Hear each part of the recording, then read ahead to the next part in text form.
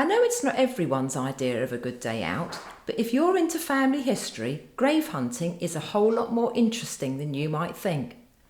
When most people think about visiting a graveyard, they imagine simply finding a grave and perhaps taking a photograph of the headstone.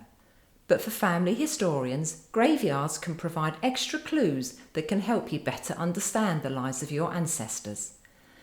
In today's video, I'll show you exactly what to look for when you visit a graveyard. Some graveyards have a map on their notice board, usually near the entrance. If you have a plot number, this map will tell you where to find the grave.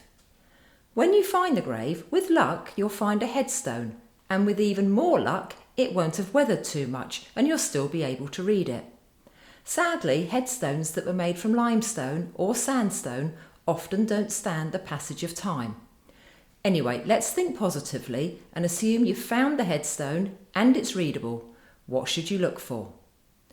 Take a close look beyond the person's name, the date of birth if it's listed, and date of death, and you'll usually find references to them being a wife, husband, daughter or son.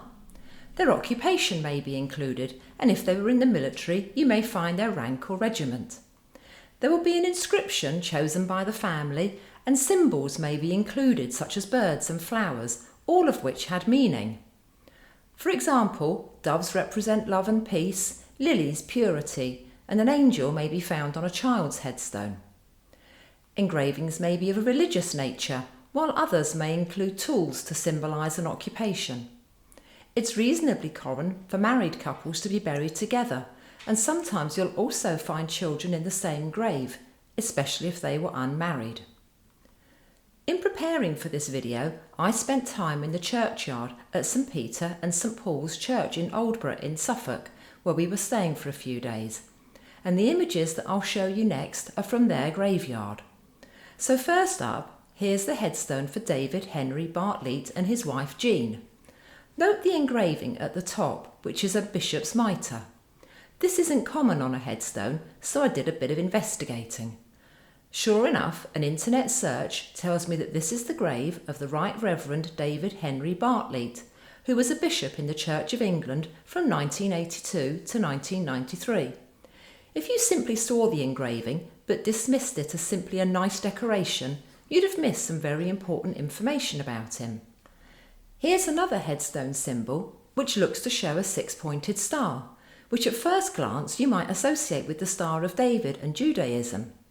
However, in this instance, because this headstone is in an Anglican graveyard, it's more likely to symbolise the 6 days that it took to create the world, and the interlocking triangles are likely to symbolise the Holy Trinity.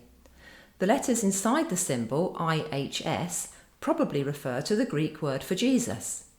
If this was my ancestor, I would guess that he or she was probably quite religious, and this might give me another avenue to explore. And here's another headstone with engravings of cattle and vine leaves with grapes. I doubt these are random engravings, and they're almost certainly relevant to the life of the deceased. Once you've had a thorough look at the front of the headstone, written down the inscription and taken photographs, take a look at the back, because occasionally you'll find something of interest. This engraving is on the back of a headstone for Anthony Herbert Ford, who died in 1997. The words say, "By faith I obtain." More internet digging tells me that this is the motto of the Worshipful Company of Turners based in London, and the spiked wheel that you can see features in their crest. Another internet search tells me Anthony Herbert Ford was master of the Worshipful Company of Turners in 1970. Now, on the back of this headstone is an inscription around the outer edge and also a nice engraving of a cat. So I would say it's pretty safe to assume that the deceased was somewhat of a cat lover. So the point with all of these engravings is that they are unlikely to be random, and with a bit of research you may find interesting stories about your ancestors that you won't find in census returns or on birth, marriage and death records. If you want to know more about gravestone symbols, have a look at the website stoneletters.com. I'll add the link to the specific page in the comments section below. About a year ago, I visited the graveyard at All Saints Church in Cressing in Essex because I was reasonably certain that it would hold one grave and maybe more for my Grimwood and Ruffle families.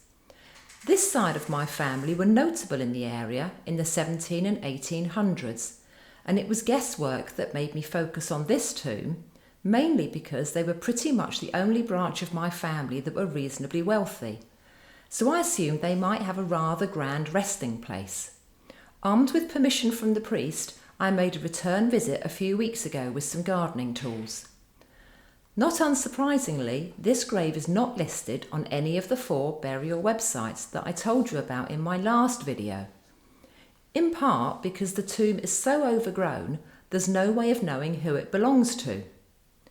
With some very careful cutting back, I was able to reveal that yes, this is the final resting place of one of my Ruffle family members, although that said, not the one I thought it might be. Maybe he's in this one, but that's for another day.